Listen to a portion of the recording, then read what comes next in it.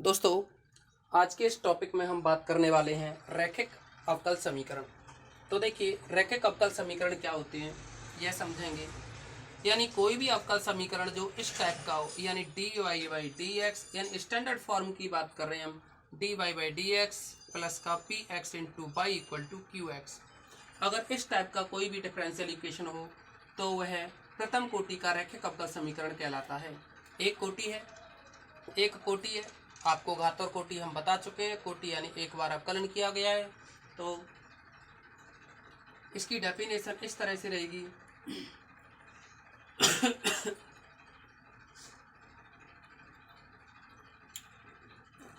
यदि किसी अवकल समीकरण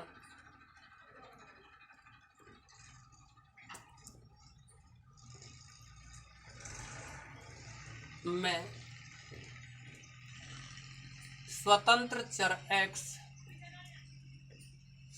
परतंत्र चर y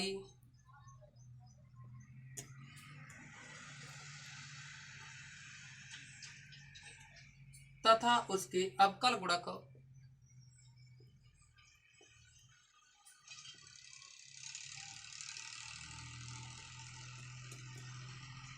या अवकल गुणांक केवल प्रथम घात में हो, केवल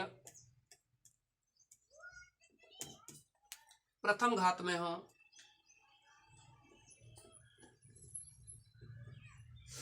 तो इस प्रकार के जो अवकल समीकरण होंगे वो क्या कहलाएंगे?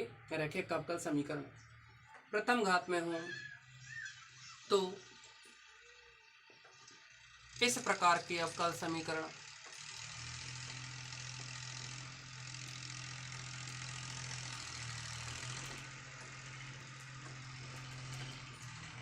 रैखिक अवकल समीकरण कहलाते हैं।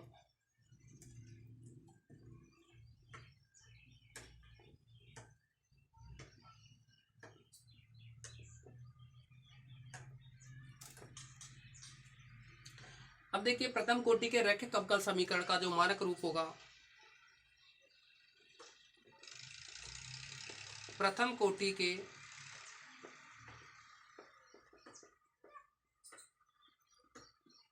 रैखिक अवकल समीकरण का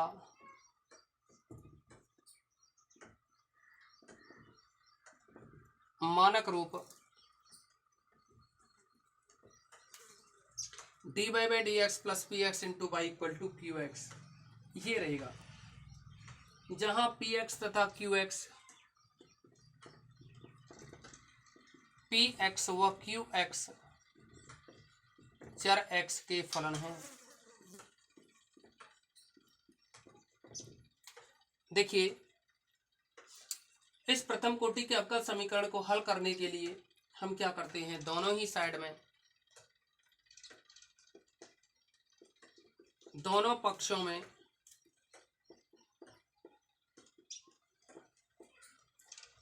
e to the power integration P D x से गुणा करने पर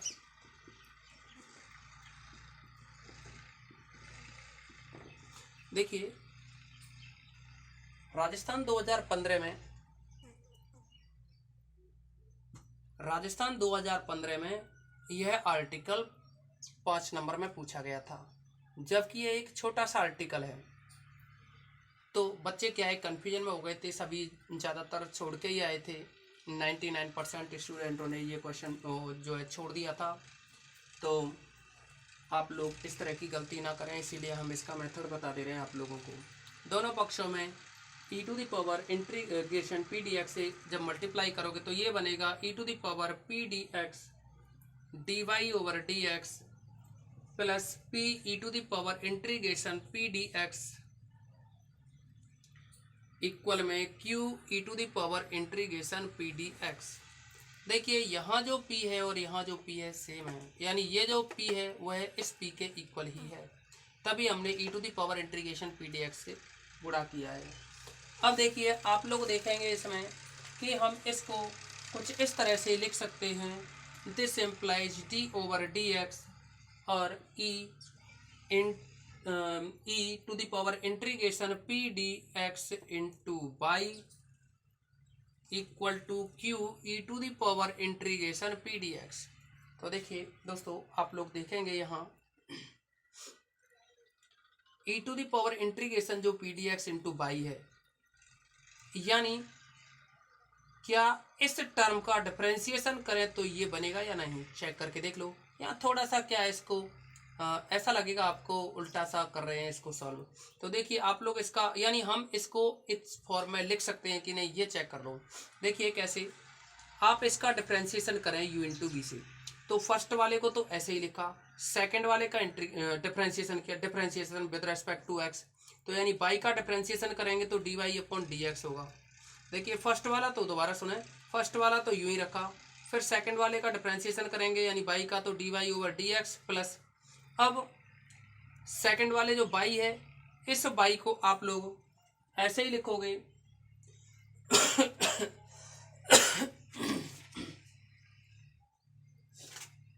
इस बाई को आप लोग ऐसे ही लिखोगे, यहाँ रह गया है।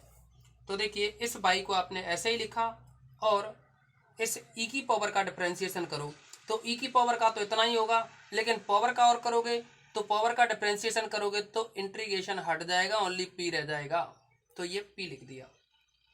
दोबारा सुने क्योंकि थोड़ा अजीब लग रहा होगा आप लोगों को। देखिए इसका डिफरेंशिएशन ये होगा, तो आप इसको इस फॉर्म में लिख सकते हैं, वो कैसे आप चेक करके देख लो। फर्स्ट वाले को यूं ही लिख दिया, सेकंड वाले का डिफरेंशिएशन किया, D Y by D X हो गया एक्स के रेस्पेक्ट में, फिर प्लस, अब सेकंड वाले को यूं ही लिख दिया बाई को, फर्स्ट वाले का डिफरेंशिएशन करो एक्स के रेस्पेक्ट में, तो ई की पावर का तो ई की पावर ही होगा, और इस पावर का करोगे एक्स के रेस्पेक्ट में तो डिफरेंशिएशन से इंटीग्रेशन हट जाएगा तो पी बचेगा। डी एक्स तो इंटीग्रेशन के साथ चल रहा है, इसीलिए इंटीग्रेशन का जब डिफरेंशिएशन करोगे तो सिंबल हटते ही डी एक्स हट जाएगा, पी रह जाएगा। तो देखा आपने कि इसका डिफरेंशिएशन किया ब्रैकेट का तो ऊपर वाली टर्म है। अब अगर इसका इंटीग्रेशन किया जाए ऑन इंटीग्रेशन, तो देखिए यह बनेगा कुछ इस तरह से,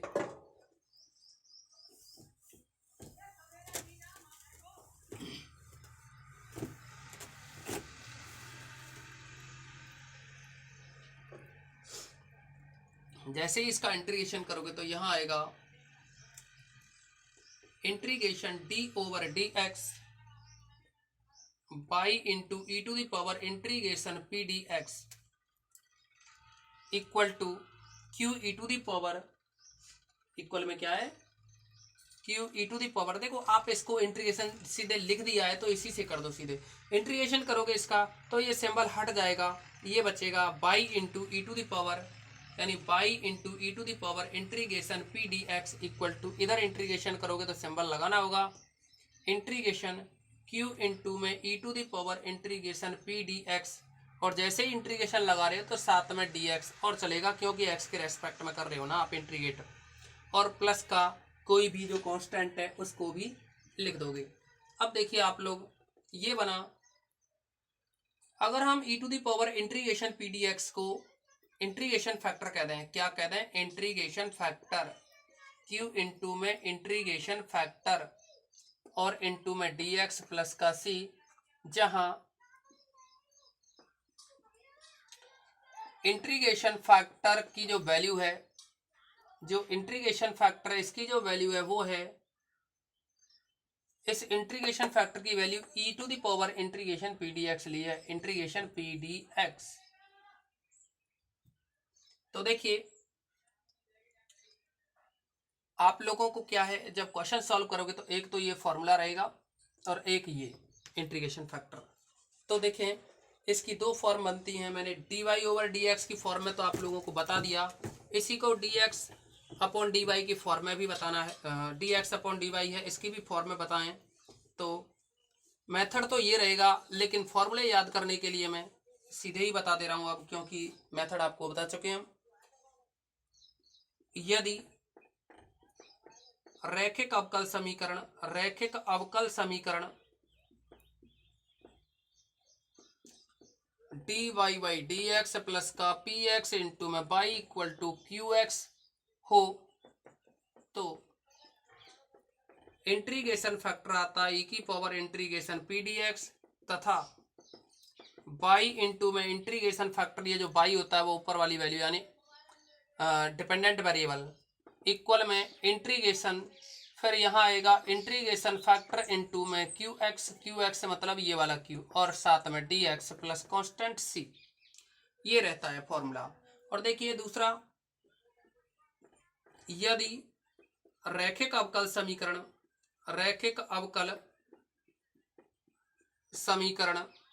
D Y over D x plus का, अब देखिए D Y over D x तो हमने पहले बता दिया, यहां हम बात करेंगे D X over D Y की, प्लस का फंक्शन है ये पी वाई, पहले में पी एक्स था, पी वाई होना चाहिए, यहाँ वाई है तो यहाँ एक्स होना चाहिए, और यहाँ क्यू वाई। तब इंटीग्रेशन फैक्टर है वो निकलेगा पी बाई डी वाई, या तो आप p लिख दो क्योंकि p है वो यहाँ फंक्शन होना चाहिए y का, लेकिन ऊपर वाले में p फंक्शन होना चाहिए x का,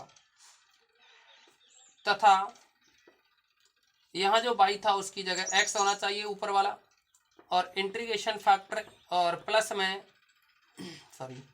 इंटीग्रेशन फैक्टर इक्वल में यहाँ इंटीग्रेशन फैक्टर इनटू में क्यू एक्स ना होके यहाँ y होना चाहिए, और dy प्लस का c। तो ये दो फॉर्मूले रहेंगे पूरी एक्सरसाइज में। अब एक्सरसाइज के कुछ आपको प्रॉब्लम्स सॉल्व कराते हैं। तो देखिए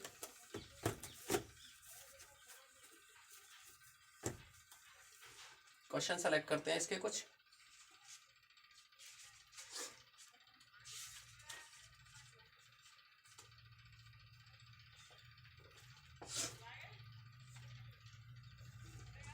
फर्स्ट ई एक्सरसाइज रहेगी, और ये है इसका क्वेश्चन नंबर भी हमने फर्स्ट सेलेक्ट कर लिया है, x इंटू 1 माइनस का x square D Y plus का 2x square Y minus A x Q D x equal to 0। देखिए सबसे पहले इन्हें स्टैंडर्ड फॉर्म में बनाना होगा हमें, D Y over D X की फॉर्म में। तो डी एक्स से डिवाइड करो डी वाई को, तो D Y upon D x plus में, और ये टर्म बचेगी, ये डिवाइड होगी x 1 माइनस एक्स स्क्वायर से, तो यह आया 2x square Y minus A X cube, upon में आएगा ये x इंटू 1 माइनस का एक्स स्क्वायर इक्वल टू 0। अब देखिए इसमें से इस स्टैंडर्ड फॉर्म में बनाना पड़ेगा आप लोगों को, बार बार हर एक क्वेश्चन को स्टैंडर्ड फॉर्म में बनाना होगा। ऐसा नहीं है कि आपके लिए पहले से ही बना हुआ दे दे सभी क्वेश्चनों को। कुछ क्वेश्चन आपको बने हुए मिल जाएंगे, लेकिन जरूरी नहीं है सभी मिलें। तो देखेंगे आप लोग इसमें जो क्वेश्चन है इसको आगे सॉल्व करें आप लोग। तो ये बनेगा D Y over D x plus का, आप ऊपर जो टर्म है इसमें से फर्स्ट वाले में से y कॉमन लें, तो ये बनेगा y कॉमन लेने के बाद में 2x स्क्वायर माइनस 1 माइनस का ए एक्स क्यूब अपॉन में x into 1 minus x square equal to 0। अब इसको भी आप लिख सकते हो अलग अलग डिवाइड करें, तो ये बनेगा D Y over D x plus का 2x स्क्वायर माइनस का 1 इंटू में y अपॉन में x इंटू 1 माइनस का एक्स स्क्वायर, और देखिए साथ में ही यहाँ माइनस का जो ए एक्स क्यूब अपॉन में इसको भी डिवाइड करोगे तो x इंटू 1 माइनस का एक्स स्क्वायर इक्वल टू 0। इसके बाद में ये बना D Y over D x plus का, इसको 2x स्क्वायर माइनस का 1 इंटू में y अपॉन में x इंटू 1 माइनस का एक्स स्क्वायर इक्वल में, इसको राइट साइड में ले जाइए तो ए एक्स क्यू अपॉन में x इंटू 1 माइनस का एक्स स्क्वायर। एक काम और करते हैं, एक x कैंसिल करेंगे तो यह बनेगा, कैंसिल करने के बाद में D Y over D x plus का 2x square minus 1 into Y upon X into 1 minus का एक्स स्क्वायर इक्वल में ए एक्स स्क्वायर, एक x कैंसिल किया तो ऊपर एक्स स्क्वायर रह जाएगा और नीचे रहेगा 1 माइनस का एक्स स्क्वायर। देखिए ये किस फॉर्म में है, जो D Y over D x plus का, ये तो पूरा हो गया पी एक्स की वैल्यू इंटू में बाई, तो ये रहा P x into by equal to, ये एक्स का फंक्शन है तो ये हो गया क्यू एक्स के रूप का है, जो D Y by D x plus P x into by equal to Q X के रूप का है। अगर ये इस फॉर्म में है तो इसमें p की जो वैल्यू है वो रहेगी 2x स्क्वायर माइनस 1 अपॉन में x इंटू 1 माइनस का एक्स स्क्वायर, तथा q की जो वैल्यू है राइट साइड में q की होगी और वो रहेगी कुछ इस तरह से ए एक्स स्क्वायर अपॉन 1 माइनस का एक्स स्क्वायर। अब देखिए हम क्या है इसका इंटीग्रेशन फैक्टर निकालेंगे। सबसे पहले आप लोगों को क्या करना होगा, इंटीग्रेशन फैक्टर निकालना होगा।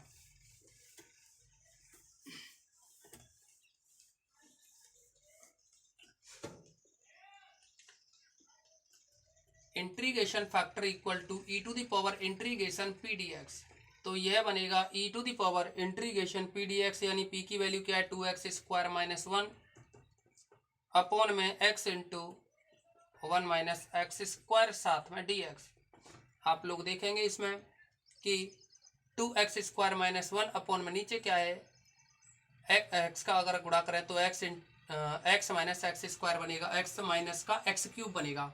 तो यानी इसको पार्शियल फ्रैक्शन में तोड़ो ई टू द पावर, और यह आ जाएगा 2x स्क्वायर, या पार्शियल में तोड़ेंगे ना तो a upon X plus B X plus C upon में 1 माइनस एक्स स्क्वायर और साथ में dx।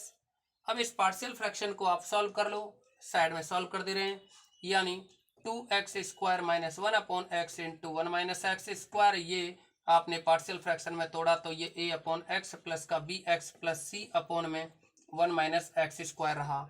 इसको अगर आप सिंप्लीफाई करें तो ये बनेगा 2x square minus 1 equal to A से मल्टीप्लाई होगा 1 माइनस एक्स स्क्वायर का प्लस एक्स का होगा बी एक्स से और बी एक्स प्लस सी से, तो यह बनेगा B x square plus c x. अब आप कंपैरिजन करोगे तो आप कंपैरिजन करो या एक और स्टेप बढ़ा सकते हो इसमें, तो यह आ जाएगा 2x square minus 1 equal to a minus का ए एक्स स्क्वायर प्लस का b x square plus c x. जैसे ही आप कंपैरिजन करोगे तो यह बन जाएगा 2x स्क्वायर, यानी एक्स स्क्वायर का कोएफिशिएंट 2 और इधर एक्स स्क्वायर का कोएफिशिएंट -1 और ये एक्स स्क्वायर का कोएफिशिएंट प्लस बी। दूसरा, अगर हम कांस्टेंट देखें तो कांस्टेंट है इधर -1 और इधर कांस्टेंट है a। तीसरा, अगर हम x की वैल्यू की बात करें तो x का कोएफिशिएंट इधर क्या है, x का गुणक, x है ही नहीं तो 0 रहेगा। इधर x का जो गुणांक है वो कितना है c। तो देखिए दोस्तों c इक्वल टू 0 है, a इक्वल टू -1 है, और यहाँ से अभी वैल्यू निकालें, यानी c equal to 0 a equal to -1। अगर a की वैल्यू -1 पुट करोगे तो ये माइनस माइनस प्लस 1 होगा, 1 इधर लाओगे तो 2 - 1 1 रह जाएगा, 1 इक्वल टू b, यानी b की वैल्यू क्या रही दोस्तों 1। अब देखिए यहाँ a और b की आप वैल्यू पुट करोगे तो a की वैल्यू है -1 अपॉन x, फिर b की वैल्यू है 1, तो यहाँ रखोगे x, और c की वैल्यू है 0 अपॉन में 1 माइनस एक्स स्क्वायर साथ में dx। ये रहा e की पावर। देखिए 1 अपॉन एक्स का क्या होता है log x, इस माइनस को तो यूं ही रखा। अब आप देखिए नीचे का डिफरेंशिएशन ऊपर नहीं है, अगर -2 ऊपर होता, अगर -2 ऊपर होता, देखिए 1 का तो 0 हो जाएगा और एक्स स्क्वायर का 2x होगा, लेकिन वो भी -2x, तो यानी -2 होना चाहिए ऊपर। तो ऊपर -2 होगा, उसके लिए नीचे -2 से डिवाइड कर दो ना, ऐसे -1/2 से डिवाइड कर दो, बात एक ही रहेगी। यानी -1/2 से डिवाइड कर दिया और मल्टीप्लाई भी कर दिया, तो ये फिर नीचे का डिफरेंशिएशन ऊपर बन जाएगा, यानी ये बनेगा log 1 माइनस का एक्स स्क्वायर। देखिए मैं आपको इधर बता देता हूँ, जिस इंटीग्रेशन के बारे में बात कर रहे थे, यानी -2x तो ऊपर हो जाएगा और ये बनेगा -2 1 माइनस एक्स स्क्वायर। अब आप करके देख लो इसका इंटीग्रेशन, तो ये बन जाएगा कितना, -1/2 को बाहर रख दिया, और देखो इस नीचे वाले का अवकलन ऊपर है, इसीलिए log 1 माइनस का एक्स स्क्वायर इतना लिख सकते हो आप। इसीलिए उम्मीद करते हैं ये स्टेप यहाँ समझ गए होंगे। देखिए यह आएगा e⁻- log x माइनस 1/2 ऊपर ले जाओ तो ये बनेगा log √1 माइनस का एक्स स्क्वायर। अब देखिए इसके बाद में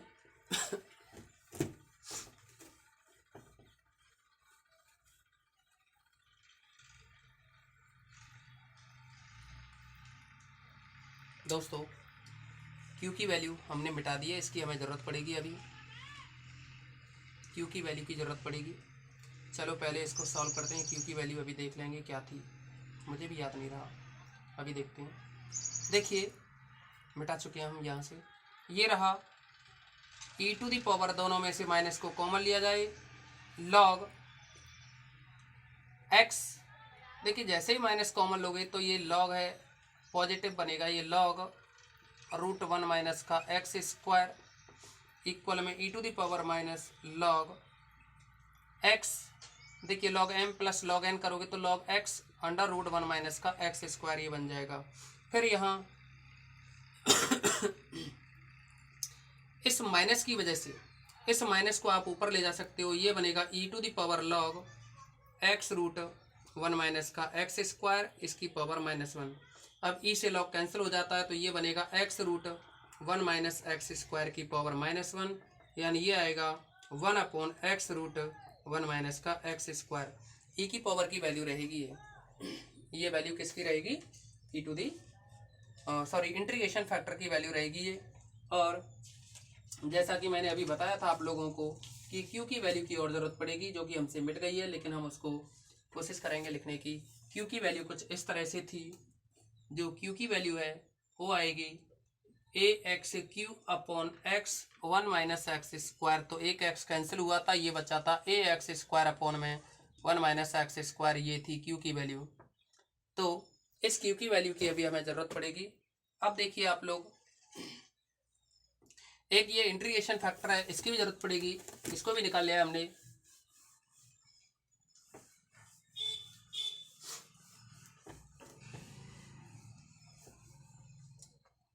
फॉर्मूले में वैल्यू रखोगे, since integration factor into Y equal to integration factor into q x plus into d x plus का सी। यहाँ इंटीग्रेशन फैक्टर की जो वैल्यू है वो है 1 अपॉन एक्स रूट 1 माइनस का एक्स स्क्वायर, और साथ में वाई इक्वल में इंटीग्रेशन, फिर इंटीग्रेशन फैक्टर यानी 1 upon x root 1 minus x square into q. Q की वैल्यू क्या है, ए एक्स स्क्वायर अपॉन में 1 माइनस एक्स स्क्वायर प्लस का सी, साथ में डी एक्स। अब देखिए आप लोग समझेंगे, यहाँ ये बना बाई अपॉन में एक्स अंडर रूट 1 माइनस का एक्स स्क्वायर इक्वल टू, एक एक्स से एक एक्स कैंसिल हो जाएगा, ऊपर रहेगा ए एक्स अपॉन में, देखिए 1 माइनस एक्स स्क्वायर और इसकी पावर 1 है, एक घातीय आधी यहाँ आएगी तो दोनों क्या है, जुड़ जाएंगी, 1 माइनस एक्स स्क्वायर की पावर 3/2 डी एक्स। अब देखिए इसमें इंटीग्रेशन करने के लिए हम 1 माइनस एक्स स्क्वायर को अगर हम टी मान लें, आप चाहो तो टी स्क्वायर भी ले सकते हैं, ये लीजिए, अगर हमने टी स्क्वायर माना तो ये बनेगा -2x d x equal to 2t d t, 2 से 2 कैंसिल होगा, तो जैसे ही कैंसिल हुआ ये यहाँ बचेगा, यानी x d x equal to minus को उधर ले जाओ -t डी टी। अब यहाँ वैल्यू पुट करोगे तो ये आएगा, इंटीग्रेशन a को बाहर निकाल दिया है, x डी एक्स की वैल्यू है माइनस का t डी टी, अपॉन में आएगा 1 माइनस एक्स स्क्वायर जो कि है t स्क्वायर, इसकी पावर भी 3/2। तो ये बना a, और जो माइनस है अंदर इसको भी बाहर निकाल दें, -a, ऊपर रहा dt। अब देखिए 2 से 2 कैंसिल होगा, और ये देखिए 2 से 2 कैंसिल होगा तो टी क्यू बनेगा, टी क्यू में से एक टी और कैंसिल हो जाएगा ऊपर वाला, तो ये बचेगा dt अपॉन टी स्क्वायर, यह बना माइनस का। अब देखिए इसका इंटीग्रेशन भी करना है, तो a तो ये रहा, -1 अपॉन एक्स स्क्वायर का क्या होता है 1 अपॉन एक्स, तो यानी 1 अपॉन टी प्लस का कांस्टेंट c। इसके बाद में वैसे c कांस्टेंट पहले से ही चल रहा था, तो आप इसको आप इस कांस्टेंट c को लेकर के चल सकते थे स्टार्टिंग से ही। अब देखिए ये बन जाएगा,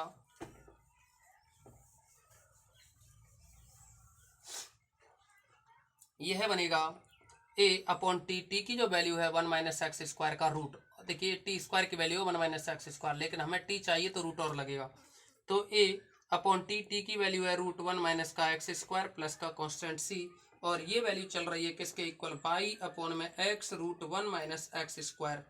अब हम बाई की वैल्यू निकालेंगे तो ये वाली टर्म है मल्टीप्लाई होगा ऊपर, तो देखिए जैसे ये टर्म ऊपर आएगी तो यहाँ से रूट वाली टर्म से रूट वाली कैंसिल होगी, तो ये बनेगा ए एक्स प्लस सी के साथ में ये टर्म और आएगी x रूट 1 माइनस का एक्स स्क्वायर। तो दोस्तों इस क्वेश्चन का जो अभी सेलेक्ट किया था उसका यह सॉल्यूशन होगा। उम्मीद करते हैं समझ में आ गया होगा, और हाँ अगर नहीं समझ में आया हो तो आप कमेंट्स में कोई भी स्टेप को पूछ सकते हैं।